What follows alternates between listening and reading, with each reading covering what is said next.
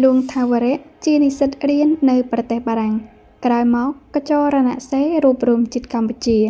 និងបានចូលរៀនបន្តផ្នែកពេទ្យនៅក្រុងកង់តុងប្រទេសចិនថាវរៈបានត្រឡប់មកប្រទេសកម្ពុជាវិញនៅថ្ងៃទី27ខែតុលាឆ្នាំ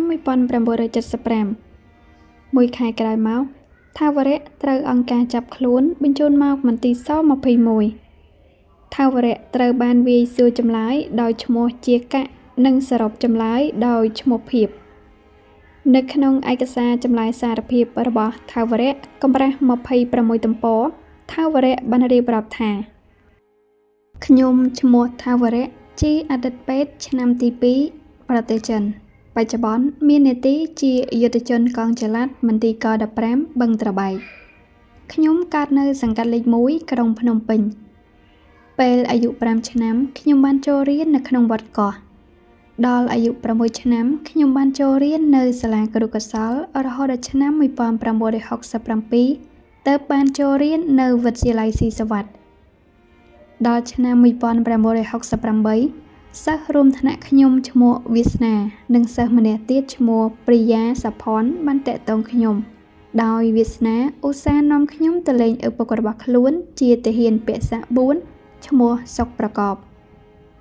រាល់ដងអ្នកទាំងនោះតែងតែអប់រំខ្ញុំពីរឿង CIA ជាពិសេសមនោគមវិជ្ជាលោកសេរីហើយឲ្យស្អប់កុម្មុយនីសតាមរយៈកូនសុកប្រកបបានបញ្ចុកបញ្ជីខ្ញុំនិងព្រិយាសាផនឲ្យដើរលេងសប្បាយពីលាមើលកុន CIA រហូតដល់ខ្ញុំចូលចិត្តក្រោយមកសុកប្រកបបានណែនាំខ្ញុំនិងព្រិយាសាផនឲ្យស្គាល់ថាជាចាងវាងវិទ្យាល័យស៊ីសុវត្ថិថាជាបានអប់រំខ្ញុំទាំង3នាក់ឲ្យរៀនយកការពីសកម្មភាពសិស្សនៅក្នុងសាលារៀននៅខែកញ្ញាឆ្នាំ1968សុកប្រកបបានបញ្ចូលខ្ញុំទាំង3ឲ្យចូលក្នុងខ្សែភ្នាក់ងារ CIA របស់ថាជា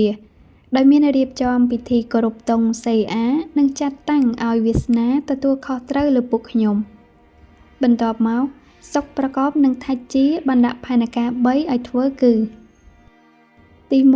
ឲ្យតាមដានពីសកម្មភាពសិស្សនិងគ្រូនៅក្នុងនិងក្រៅសាលាទី2ឲ្យធ្វើសកម្មភាពនយោបាយប្រឆាំងកុម្មុយនីសនិងទី3កសាងកម្លាំងថាជាបានណែនាំខ្ញុំទាំង3ឲ្យស្គាល់ខ្សែដើម្បីតាក់ទងបន្តទៀតមានឈ្មោះរស់វណ្ណថានេតិជាអគានុរៈទី1វិទ្យាល័យស៊ីសុវត្ថិឈ្មោះងិនច័ន្ទសារ៉ូនេតិជាអគានុរៈទី2វិទ្យាល័យស៊ីសុវត្ថិក្នុងការតាមដានសកម្មភាពសិស្សនិងគ្រូខ្ញុំមានភារកិច្ចតាមដាននិងខ្លំមើលសិស្សណាដែលបោះត្រាក់ក្នុងនិងក្រៅសាលានិងបង្កប់ខ្លួនក្នុងចំណោមសិស្សណាដែលនៅជុំគ្នាដើម្បីយកការពីសកម្មភាពរបស់អ្នកទាំងនោះខ្ញុំធ្វើការតាមដានដល់ឆ្នាំ1969ដែលគ្មានបានលទ្ធផលបន្ទាប់មកខ្ញុំបានតាក់ទងដើរលេងជាមួយសិស្ស3នាក់ដែលចូលចិត្តសប្បាយពីលាហើយបន្តិចម្ដងខ្ញុំក៏អប់រំពីសកម្មភាព CIA រហូតដល់បញ្ចូលអ្នកទាំង3ក្នុងភ្នាក់ងារ CIA មានឈ្មោះបូផល សុនដេនិងឆេងសួរជាសិស្សវិទ្យាល័យស៊ីសុវត្ថិខ្ញុំបានរួមសកម្មភាពជាមួយអ្នកទាំងនេះក្នុងការតាមដានសកម្មភាពសិស្សនិងគ្រូអស់មួយរយៈតែពុំបានលទ្ធផលក្រោយមកខ្ញុំក៏ដាច់ការតាក់ទងនឹងអ្នកទាំងនេះព្រោះអ្នកទាំងនេះត្រូវទទួលភារកិច្ចថ្មីនៅឆ្នាំ1969តាមរយៈរស់វណ្ណថាបានឲ្យពួកខ្ញុំតាក់ទងនឹងឈ្មោះអែមសម្បូរជាសាស្ត្រាចារ្យវិទ្យាល័យស៊ីសុវត្ថិដើម្បីទទួលផែនការពីគ្រូនោះអែមសម្បូរបានណែនាំខ្ញុំឲ្យស្គាល់ខ្សែថ្មីដើម្បីតាក់ទងឈ្មោះទុំថាចនិងក្រឺតជាសិស្សនៅវិទ្យាល័យស៊ីសុវត្ថិដើម្បីតាមដានគ្រូឈ្មោះជួបប៊ុននីជាសាស្ត្រាចារ្យថ្នាក់ទី2វិទ្យាល័យស៊ីសុវត្ថិតែពេលនោះគាត់ក៏បានខ្លួនទៅក្នុងសកម្មភាពតាមដានសិស្សខ្ញុំបានរាយការណ៍ឲ្យចាប់ឈ្មោះតារាជាសិស្សវិទ្យាល័យស៊ីសុវត្ថិពីរឿងលួចបោះត្រាក់ក្នុងសាលាខ្ញុំបន្តតាក់ទងសិស្ស2នាក់ដែលជាសិស្សពាលានៅក្នុងសាលាដែលចូលចិត្តមនោគមវិជ្ជាលោកសេរីតាមរយៈនេះ ខ្ញុំអប់រំអ្នកទាំងពីរឲ្យតាមដាននិងរាយការណ៍ពីសកម្មភាពសិស្សនិងគ្រូដែលនិយមខាងចម្រើនក្រោយមកខ្ញុំក៏បញ្ចូលអ្នកទាំងនោះជាភ្នាក់ងារ CA ដែលមានឈ្មោះធីរៈនិងវ៉ារូសិស្សវិទ្យាល័យស៊ីសវត្តខ្ញុំរួមជាមួយធីរៈនិងវ៉ារូនិងសិស្សដែលជាខ្សែរបស់អែមសម្បូរមានឈ្មោះទុំថាចនិងគ្រឹតបន្តធ្វើសកម្មភាពតាមដានសិស្សនិងគ្រូជាបន្តរហូតដល់ឆ្នាំ 1970 រស់វណ្ណថាបានឲ្យខ្សែរបស់ខ្ញុំតាក់ទងនឹងខ្សែរបស់គាត់ថ្មីមួយទៀតឈ្មោះរ៉ាម៉ុនរ៉ាឌីកៅលុននិងមានសិស្សវិទ្យាល័យយុគន្ធរខ្ញុំរួមធ្វើសកម្មភាពតាមដានសកម្មភាពសិស្សនិងគ្រូបន្តទៀតនិងបានរាយការណ៍ឲ្យចាប់សិស្សឈ្មោះកន្ថានិងរដ្ឋាជាសិស្សវិទ្យាល័យយុគន្ធរពីបញ្ហាលួចឃោសនាបម្រើសកម្មភាពខ្មែរក្រហមខ្ញុំបានរួមសកម្មភាពជាមួយអ្នកទាំងនោះអប់រំសិស្សដែលមានធាតុប្រតិកិរិយាឲ្យចូលបម្រើក្នុងសកម្មភាព CA មានឈ្មោះម៉ៅនិងសម្ដែងនៅវិទ្យាល័យយុគន្ធរហើយបានបញ្ចូលឲ្យរួមធ្វើសកម្មភាពជាមួយគ្នានៅឆ្នាំ 1971 ខ្ញុំបានទៅតាក់ទងជាមួយសិស្សបឹងត្របែកឈ្មោះឆេងអៀងឡាដឺជ្វានីនិងសុខុមដើម្បីតាមដានគ្រូឈ្មោះប៊ូប៉ុននិងអុកម៉ូរីជាសាស្ត្រាចារ្យវិទ្យាល័យបឹងត្របែកយើងបានតាមដានឃើញគ្រូទាំងនេះមានសកម្មភាពបំផុសសិស្សឲ្យធ្វើសកម្មភាពប្រឆាំងនឹងរដ្ឋាភិបាលលន់នល់រួចហើយក៏រាយការណ៍ឲ្យប៉ូលីសចាប់គ្រូនេះបាត់ទៅមកដល់ចុងឆ្នាំ 1971 រស់វណ្ណថាបានឲ្យខ្សែខ្ញុំតាមដានរកសកម្មភាពសិស្សដែលខ្លាំងជាងគេក្នុងសាលាស៊ីសវត្តខ្ញុំបានរាយការណ៍ឲ្យចាប់ឈ្មោះសុខាវឌ្ឍនានិងសុជាតិព្រោះសិស្សទាំងនេះមានសកម្មភាពប្រឆាំងរដ្ឋាភិបាលលន់នល់និងមានត្រាក់នៅក្នុងខ្លួនដើម្បីអំពាវនាវឲ្យសិស្សនិស្សិតងើបឡើងតស៊ូនិងរត់ចូលក្នុងតំបន់រំដោះនៅក្នុងរយៈពេលនោះរស់វណ្ណថាបានបញ្ចូលភ្នាក់ងារ CA 2 នាក់ទៀតមកក្នុងខ្សែរបស់ខ្ញុំមានឈ្មោះកុសលនិងប៊ុនសុងជាសិស្សវិទ្យាល័យស៊ីសវត្តរស់វណ្ណថាបន្ថែមថាសិស្ស2 នាក់នេះមកព្រោះពេលនោះសកម្មភាពសិស្សនិងគ្រូផុសផុលខ្លាំងប្រឆាំងនឹងរដ្ឋាភិបាលនៅពេលនោះសកម្មភាពឃោសនារបស់ខ្ញុំលែងមានប្រសិទ្ធភាពហើយដូច្នេះខ្សែរបស់ខ្ញុំមានភារកិច្ចត្រឹមតែតាមដានរកអ្នកដឹកនាំបំផុសចលនាសិស្សប៉ុណ្ណោះតែមិនបានទទួលលទ្ធផលនៅឆ្នាំ 1972 វាសនាត្រូវចេញពីខ្សែរបស់ខ្ញុំទៅប្រទេសបារាំងដើម្បីទៅធ្វើសកម្មភាពនិស្សិតឯបរទេសនៅឆ្នាំ 1973 ព្រីយ៉ាសាផនក៏ត្រូវទៅប្រទេសបារាំងទៀតបន្តមករស់វណ្ណថាបាននាំខ្ញុំទៅតាក់ទងឲ្យស្គាល់ឈ្មោះ KU ធ្វើការនៅក្រសួងប្រៃសណីย์ក្នុងការណែនាំនេះវណ្ណថាគ្រាន់តែនាំខ្ញុំឲ្យស្គាល់ KU មុននឹងឈ្មោះនេះទៅប្រទេសបារាំងដល់ខែមិថុនាឆ្នាំ 1973 រស់វណ្ណថាបានបញ្ជូនខ្ញុំទៅប្រទេសបារាំងដោយឲ្យទទួលផែនការនិងការគ្រប់គ្រងពី KU ពេលនោះខ្ញុំបានជួបខ្សែចាស់របស់ខ្ញុំវិញគឺវាសនានិងព្រីយ៉ាសាផនបន្តមក KU បានណែនាំខ្ញុំឲ្យស្គាល់ឈ្មោះនំនាងនិស្សិតអក្សរសាស្ត្រងួននិស្សិតឱសថសាស្ត្រនិងវុននិស្សិតវិទ្យាសាស្ត្រនៅប្រទេសបារាំងដើម្បីធ្វើសកម្មភាពនយោបាយប្រឆាំងនឹងចលនាបដិវត្តន៍ក្នុងប្រទេសបំភ័យមហាជនឲ្យខ្លាចពីចលនាបដិវត្តន៍កុំឲ្យចូលរួមក្នុងចលនានេះនៅខែសីហាឆ្នាំ 1973 ខ្ញុំបានចូលរៀនថ្នាក់ទីបញ្ចប់នៅសាលាបារាំងខ្ញុំក៏ឈប់នៅជាមួយ KU ដោយខ្ញុំទៅនៅក្នុងសាលាមួយឯក្រៅក្រុងវិញពេលនោះ KU បានឲ្យខ្ញុំចូលបង្កប់ខ្លួនក្នុងជួររណសេរប្រចាំប្រទេសបារាំងតាមរយៈខ្សែបង្កប់របស់គាត់មានឈ្មោះដូចជា 1. ហិនសៀនិស្សិតអក្សរសាស្ត្របច្ចុប្បន្នចូលមកក្នុងប្រទេស 2. កែវនរិននិស្សិតគណិតសាស្ត្របច្ចុប្បន្ននៅប្រទេសបារាំង 3. កែកំសែនិស្សិតគណិតសាស្ត្របច្ចុប្បន្នចូលមកក្នុងប្រទេស 4. ប៉ែប៊ុនតុងនិស្សិតអក្សរសាស្ត្របច្ចុប្បន្ននេតិជាយុទ្ធជនមន្ទីរក15 5. លូចកំប៉ែននិស្សិតខាងម៉ាស៊ីន បច្ចុប្បន្នចូលមកក្នុងប្រទេស 6. កឹកកំលៀននិស្សិតអក្សរសាស្ត្របច្ចុប្បន្ននៅប្រទេសបារាំង 7. កងធានីនិស្សិតគណិតសាស្ត្របច្ចុប្បន្ននៅក្នុងប្រទេស 8. ត្រានអ៊ីវទឹកនិស្សិតខាងសំណង់បច្ចុប្បន្ននៅក្នុងប្រទេស 9. កងអ៊ីឡាវ៉ាន់និស្សិតវិទ្យាសាស្ត្របច្ចុប្បន្ននៅក្នុងប្រទេស 10. លៀនសេរីវុឌ្ឍនិស្សិតអក្សរសាស្ត្របច្ចុប្បន្នអង្គការចាប់ខ្លួន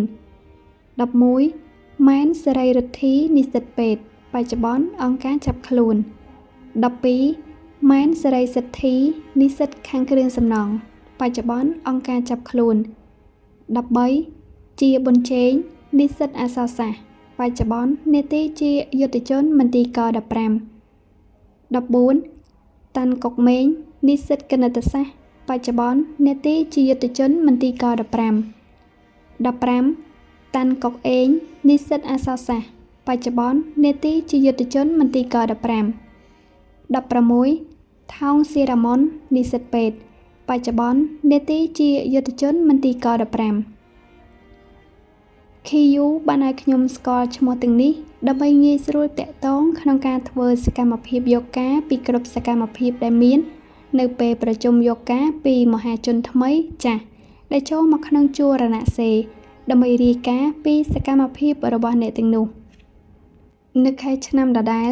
KU បាននាំខ្ញុំឲ្យជួបស៊ីសវ័តអ៊ីសារ៉ូជាចាងវាងផ្ទះខ្មែរប្រចាំប្រទេសបារាំងនៅពេលនោះអ៊ីសារ៉ូបានណែនាំខ្ញុំឲ្យមកបង្កប់ខ្លួននៅប្រទេសចិនទៀតហើយបានណែនាំខ្ញុំឲ្យស្គាល់ឈ្មោះអ៊ុំម៉ាណូរិននេតិជាមេប៉ូលីសដែលបច្ចុប្បន្ននៅប្រទេសបារាំងនុតឈឿមជាចាងវាងកាសែតសុជីវធម៌បច្ចុប្បន្ននៅប្រទេសបារាំងនិងអ៊ុំពេញជេងនេតិក្តារមិនបានបច្ចុប្បន្ននៅប្រទេសបារាំងដើម្បីតាក់ទងអ្នកទាំងនោះពេលទៅនៅប្រទេសចិនដើម្បីធ្វើចលនាប្រឆាំងចលនាបដិវត្តន៍នៅចុងឆ្នាំ1973ខ្ញុំចេញមកប្រទេសចិនជាមួយខ្សែបង្កប់មួយចំនួនមានឈ្មោះកឹកគីលៀនលូចកំប៉ែនថោងស៊ីរ៉ាមុនម៉ែនសេរីរិទ្ធីនិងម៉ែនសេរីសិទ្ធី KU បានឲ្យខ្ញុំទៅតាក់ទងនឹងឈ្មោះប៉ែនសំផនដែលធ្វើការនៅក្រសួងឃោសនាការនៃរណសេរីរួបរวมជាតិកម្ពុជាប្រចាំក្រុងប៉េកាំងដើម្បីទទួលការណែនាំនិងសកម្មភាពដែលត្រូវធ្វើពេលនោះប៉ែនសំផនឲ្យខ្ញុំទៅតាក់ទងនឹងអ៊ុំម៉ាណូរិននុតឈឿមអ៊ុំពេញជេងដែលរស់នៅជាមួយសម្ដេចសែននុដើម្បីយកព័ត៌មានពីសកម្មភាពក្នុងប្រទេសកាលពេលសម្ដេចសែននុចូលមកក្នុងប្រទេសតាមរយៈអ្នកទាំងនោះប៉ុន្តែមិនបានលទ្ធផលប៉ែនសំផនបានណែនាំខ្ញុំឲ្យស្គាល់ខ្សែដែលរស់នៅមជ្ឈដ្ឋានជាមួយគាត់មានឈ្មោះយ៉ាវធ្វើការនៅក្រសួងការបរទេសរណសេរីរួបរวมជាតិកម្ពុជានៅប៉េកាំងអ៊ួងខនធ្វើការនៅក្រសួងឃោសនាការរណសេរីរួបរวมជាតិកម្ពុជានៅប៉េកាំងខ្ញុំតាក់ទងអ្នកទាំងពីរនេះរួមជាមួយនិស្សិតបង្គាប់ដែលមកជាមួយខ្ញុំធ្វើសកម្មភាពនៅក្នុងចំណោមមហាជនខ្មែរដែលនៅក្រុងប៉េកាំងខាងនយោបាយមិនឲ្យមានជំនឿលើជ័យជំនះរបស់បដិវត្តន៍កម្ពុជាលើចក្រពត្តិអាមេរិកឲ្យរកការចរចាដើម្បីសន្តិភាពនិងបំភ័យអ្នកទាំងនោះឲ្យខ្លាចពីការវិលចូលមកក្នុងប្រទេស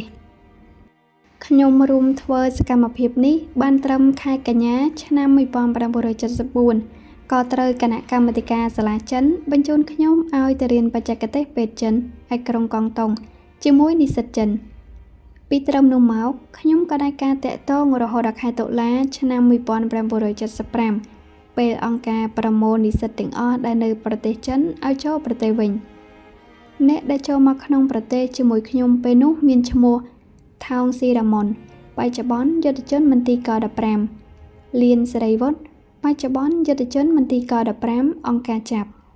ម៉ែនសេរីរិទ្ធីបច្ចុប្បន្នយុទ្ធជនមន្ទីរក15អង្គការចាប់ម៉ែនសេរីសិទ្ធីបច្ចុប្បន្នយុទ្ធជនមន្ទីរក15អង្គការចាប់ខ្ញុំមកដល់ភ្នំពេញនៅថ្ងៃទី27ខែតុលាឆ្នាំ1975ដោយអង្គការឲ្យនៅក្រសួងមហាផ្ទៃខ្ញុំនៅទីនោះបាន2ថ្ងៃអង្គការក៏ដកមកនៅវិមានឯករាជ្យវិញដើម្បីបើកវគ្គអប់រំមុនពេលចុះទៅរៀនសូត្រពីប្រជាជនមូលដ្ឋាន អង្គការបើកវគ្គអប់រំចំនួន7ថ្ងៃរយៈពេលនោះលានសេរីវុឌ្ឍបាននាំខ្ញុំឲ្យស្គាល់ឈ្មោះស្វាយបរមីនិស្សិតពេទ្យប្រទេសចិនបច្ចុប្បន្ននាទីជានារីពេទ្យមន្ទីរក15អឹងសាននិស្សិតពេទ្យប្រទេសចិនបច្ចុប្បន្ននាទីជានារីពេទ្យមន្ទីរក15ខ្ញុំគ្រាន់តែបានស្គាល់ប៉ុណ្ណោះពុំបានធ្វើសកម្មភាពទេព្រោះអង្គការបានឲ្យយើងទាំងអស់ជានិស្សិតចុះទៅរៀនសូត្រឯមូលដ្ឋានស្រុកស្ទឹងត្រង់នៅថ្ងៃទី13ខែវិច្ឆិកាឆ្នាំ1975អង្គការបំបីយើងទាំងអស់ឲ្យចុះទៅគ្រប់ឃុំនៃស្រុកស្ទឹងត្រង់ខ្ញុំត្រូវបានអង្គការឲ្យទៅនៅភូមិដីដោះឃុំពីមកស្នាហើយបានរស់នៅជាយុទ្ធជនសហករណ៍ដីដោះនេះនៅថ្ងៃទី15ខែធ្នូឆ្នាំ1975ពេលរស់នៅក្នុងសហករណ៍នេះខ្ញុំតែងស្រាវជ្រាវមើលពីប្រជាជនថ្មីក្រែងបានជួបប្រទេសនឹងខ្សែចាស់របស់ខ្ញុំតែពុំបានប្រទេសទេរហូតដល់ខែកុម្ភៈឆ្នាំ1976គណៈភូមិបានឲ្យខ្ញុំទៅលើកទំនប់ក្នុងភូមិពេលនោះខ្ញុំបានតាក់ទងស្គាល់ឈ្មោះលៀបជាប្រជាជនថ្មីនិងជាអតីតនិស្សិតមហាវិទ្យាល័យច្បាប់នាទីជាយុទ្ធជនកងទី2នៃសហករណ៍ដីដោះក្នុងការតាក់ទងនេះបានធ្វើឲ្យខ្ញុំស្គាល់ពីប្រវត្តិរបស់លៀបដែលធ្លាប់បានតាក់ទងនឹងខ្សែចាស់របស់ខ្ញុំដែលជាសិស្សវិទ្យាល័យបឹងត្របែកលៀបក៏បានបញ្ចុះបញ្ចូលខ្ញុំឲ្យធ្វើសកម្មភាពបំផ្លាញសហករណ៍ជាមួយខ្សែរបស់គាត់តែគាត់នឹងប្រាប់នៅពេលណាខ្ញុំបានរួមធ្វើសកម្មភាពជាមួយគាត់សិនមួយរយៈនោះខ្ញុំបានធ្វើសកម្មភាពបំផ្លាញសហករណ៍មានដូចជាលួចបំផ្លាញចបនៅក្នុងកងដោយយកទៅបោះចូលនៅក្នុងព្រែកលួចបណ្ដាច់ខ្សែគោឲ្យគោស៊ីដំណាំក្នុងភូមិមានដូចជាពោតដំឡូងលួចដកដើមកបាសពេលគណៈសហករណ៍បញ្ចូលខ្ញុំទៅក្នុងកងព្យួរខ្ញុំក៏មិនបានធ្វើសកម្មភាពព្យួរឲ្យមុតជើងគោប្រាការលែងកើតដោយយកលេសថាមិនចេះព្យួរនិងបំផ្លាញដោយព្យួរបំបាក់នង្គ័លបន្ទាប់មកលៀបបានឲ្យខ្ញុំស្គាល់ឈ្មោះខុនជាប្រជាជនថ្មីអតីតនិស្សិតអក្សរសាស្ត្រជាយុទ្ធជនកងទី4សហករណ៍ដីដោះលៀបណែនាំឲ្យខ្ញុំស្គាល់ឈ្មោះខុននេះដើម្បីរួមធ្វើសកម្មភាពបំផ្លាញហើយខ្ញុំរួមជាមួយឈ្មោះខុនបានបំផ្លាញដូចជាស្រូវមួយដឹកដោយយកទៅចាក់ចោលក្នុងព្រែកហើយយកលេសថាភ្លុករទេះធ្លាក់ក្នុងព្រែកលួចកាប់ជើងគោលួចពង្លិចទូកសហករណ៍នៅក្នុងទឹកទន្លេក្រោយមកលៀបក៏ណែនាំខ្ញុំឲ្យស្គាល់ឈ្មោះលីខៀងជាប្រជាជនថ្មីនិងជាយុទ្ធជនរកអស់សម្រាប់ការដ្ឋានបាយក្នុងភូមិដីដោះរឿនជាប្រជាជនថ្មីនាទីជាអ្នកបើកបរឡាំប្រូតាជាយុទ្ធជនកងចល័តក្នុងភូមិដីដោះសុកជាប្រជាជនចាស់នាទីជាសមាជិកពាណិជ្ជកម្មសហករណ៍ដីដោះលៀបណែនាំខ្ញុំឲ្យស្គាល់ឈ្មោះអ្នកទាំងនេះដើម្បីតាក់ទងគ្នាធ្វើសកម្មភាពក្នុងភូមិហើយពេលនោះខ្ញុំក៏បានទទួលផែនការពីឈ្មោះសុកបន្ថែមទៀតគឺទី1បំផ្លាញសម្បត្តិសមូហភាពនៅក្នុងសហករណ៍ទី2ធ្វើសកម្មភាពនយោបាយប្រឆាំងរបបសមូហភាពខ្ញុំជាមួយលីខៀងបានលួចដុតគុម្ពឫស្សីក្នុងភូមិចំនួន4គុម្ពហើយបានរួមសកម្មភាពអុចអាលប្រជាជនមិនឲ្យពេញចិត្តនឹងរបបហូបចុកសមូហភាពដោយជាហូបបាយរស់មិនឆ្ងាញ់ដោយហូបបាយឯកជនក្នុងការតាក់ទងនឹងឈ្មោះរឿនវិញយើងបានរួមសកម្មភាពលួចដកកូនថ្នាំដែលទើបដាំអស់ចំនួនប្រហែលជា40អាលួចដកដើមពោតអស់ចំនួនប្រហែលកន្លះហិកតាខ្ញុំបានវាយរបបសមូហភាពខាងនយោបាយទៀតដោយជាថាគោដាក់រួមឡើងស្គមមិនដូចគោកាលនៅឯកជនខ្ញុំធ្វើសកម្មភាពនេះរហូតដល់ឈ្មោះសុកបានហៅខ្ញុំឲ្យទៅធ្វើការក្នុងពាណិជ្ជកម្មសហករណ៍ដីដោះដើម្បីជួយកត់ត្រាបញ្ជីពេលនោះខ្ញុំជាមួយឈ្មោះសុកបានធ្វើសកម្មភាពបំផ្លាញនៅក្នុងមន្ទីរពាណិជ្ជកម្មដោយលួចធ្វើឲ្យប្រេះបាត់ពាងប្រហុកដើម្បីបង្ហូរទឹកប្រហុកចោលអស់ចំនួន3ពាងឈ្មោះសុកបានណែនាំខ្ញុំឲ្យគាត់បញ្ជីបន្លំចំនួនអង្ករចេញនិងចូលបានចំនួន3បាវដោយសុកបានប្រាប់ខ្ញុំថានឹងលួចបញ្ជីអង្ករនេះទៅឲ្យខ្មែរសដែលកំពុងធ្វើសកម្មភាពចោលព្រៃនៅម្ដុំអូទឹកក្រហមរួចហើយបានលួចបញ្ចេញអង្ករនេះ តាមរយៈឈ្មោះវ៉ាជាប្រជាជនភូមិដីដោះនេតិជាកង់ដឹកជញ្ជូននៃសហករណ៍ដីដោះបន្ទាប់មកសុខបាននាំខ្ញុំទៅជួបឈ្មោះវ៉ាននេតិជាប្រធានឃុំពីមកស្នាវ៉ានបានអប់រំខ្ញុំឲ្យបន្តធ្វើសកម្មភាពដដែលហើយបញ្ចូលខ្ញុំឲ្យទៅនៅក្នុងកងព្យួរដោយឲ្យតាក់ទងនឹងឈ្មោះចយជាប្រធានភូមិដីដោះអតីតសិស្សវិទ្យាល័យកំពង់ចាមមាននេតិជាប្រធានកងព្យួរក្នុងសហករណ៍ដីដោះខ្ញុំបានធ្វើសកម្មភាពបំផ្លាញជាមួយចយបំផ្លាញនង្គ័លដោយធ្វើជាព្យួរបុកបង្គោលឲ្យបាក់បំផ្លាញដោយលួចបំបាក់ធ្មេញរនាស់និងលួចបោះចោលចោលនៅក្នុងប្រឡាយខ្ញុំធ្វើសកម្មភាពនៅក្នុងកងព្យួរនេះបានមួយរយៈក៏ត្រូវអង្គការដកពីមូលដ្ឋានឲ្យមកភ្នំពេញវិញអង្គការបានឲ្យខ្ញុំទៅនៅមន្ទីរក15បឹងត្របែកក្រសួងការបរទេសពេលនោះខ្ញុំបានជួបខ្សែនិស្សិតចាស់ដែលធ្លាប់ធ្វើសកម្មភាពជាមួយគ្នាឯក្រៅប្រទេសយើងតាក់ទងគ្នាតាមរយៈការលួចប្រជុំដែលរួមមានឈ្មោះនុតវុនសុងជាអ្នកណែនាំចំណែកអ្នកចូលរួមមានឈ្មោះ1លៀនសេរីវុឌ្ឍ2ម៉ែនសេរីសិទ្ធី3ថោងស៊ីរ៉ាមុន4ម៉ែនសេរីរិទ្ធី5ជាប៊ុនជេង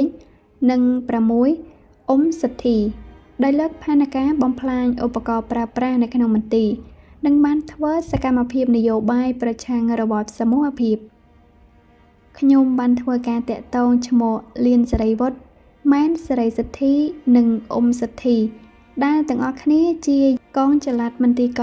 15មានភារកិច្ចរុះរើផ្ទះនិងបោះសម្អាតប្លង់ដីនិងបានធ្វើសកម្មភាពបំផ្លាញឧបករណ៍នៅក្នុងមន្ទីរមានបំផ្លាញដៃស្វែងពូថៅនិងរណា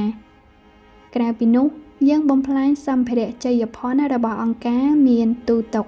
ពេលរុះរើផ្ទះដោយរុញទម្លាក់ឬដុតចោលគាត់បំផ្លាញក្តារជញ្ជាំងផ្ទះឲ្យបែកប្រើការមិនកើតខ្ញុំបានលួចធ្វើសកម្មភាពបំផ្លាញដើមឈើនៅក្នុងមន្ទីរដូចជាកាប់ដើមត្របែកចោលកាប់កូនដើមស្វាយខ្ញុំបានរួមសកម្មភាពជាមួយថោងរ៉ាស៊ីមុន